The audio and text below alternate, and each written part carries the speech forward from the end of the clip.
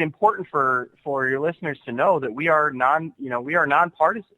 So, it can't even be considered partisan political activity, partnering with us. So we can kind of, address that right at the outset, but there is a retraining, effort. And, veterans, I read an article not too long ago that said, veterans are the one population that could potentially save America by getting involved in the civic process, right? Not only voting, but running for office and making their voices heard on real issues affecting us all. And so, like you said, CBA is an organization. If you're concerned about your country and you want to make a difference and you want to honor the sacrifice of those you served with and those who came before us, we'll get you involved, get you hooked up, and get you making a real difference. And again, man, you're preaching to the choir here. I'm absolutely just fired up about this, so excited. And I know we're just about out of time here, but when we're talking with folks about these big issues, and not only are we facing the VA and all these other things, but then you bring politics into it because that's a part of the solution. And like we said, some folks just can't stand politics, whether they've never been involved or they've had bad experiences or whatever. They can be pretty passionate about not getting involved in politics whatsoever. Now, how do we change their mind a little bit? I mean, what's our closing argument to them to bring them in and say, hey, it's okay to be a part of the process? Yeah, I mean, that's a really good point. I mean, I've talked to veterans who are like, look, man, especially our Vietnam veterans, right? I mean, they were so mistreated. I talked to a guy the other day, and he said he was so, it broke my heart to talk to him. He said, listen, man, nobody cares. Nobody cares. I was in Vietnam. Nobody cares. And that's all he kept saying over and over and over again. And so I guess two things. I said, sir, I understand. I think I understand. But I said, I want you to know that I care and that my organization, CVA, cares. And, so that maybe is point one. We do care at this organization, and whether a veteran wants to get involved with us or not, we're still going to fight for policies that are going to make their lives better, right? Mm-hmm. So that's point one. Point two is pretty simple. Those who won't get involved in politics are going to be ruled by those who do.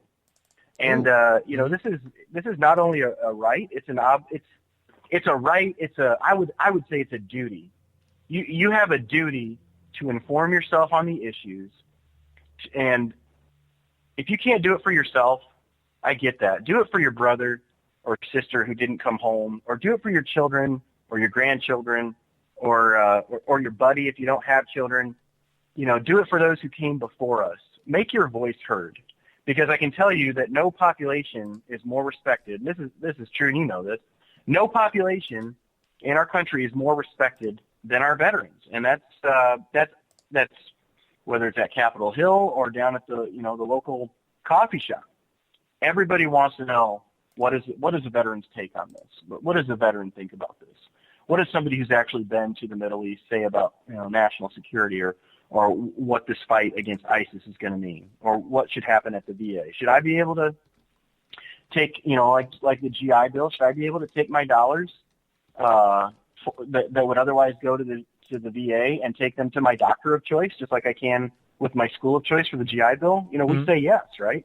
Right. So this impacts all of us, and but you're right. There is something. There's a hurdle we got to get over there, and I think it's about caring, and it's about realizing that if you don't get involved, others are going to get involved, and they may make decisions that make your life worse. So, well, like I said, Brian, I think you're hitting the nail on the head here, and I'm excited to get involved. And again, I want to encourage everyone to check out the website and to take the pledge, man. Like I said, I just did it while we're sitting here on the air. It's that easy. And if my small military mind can handle it, I think anybody else can handle it just fine. I really appreciate you coming on with us today, man. And I'm so excited about this. I'd love to have you back, monthly or whatever, whenever we can work it in, to give us updates and to keep this discussion going. Hey, I'd love to come back. And let me just say again, thank you for the opportunity to be on today. I found the 16 states. I'm gonna, if it's okay with you, I'm just gonna rattle them off real quick, and then I'll memorize them, and then you can test me like I'm going before a promotion board every time I come on the show.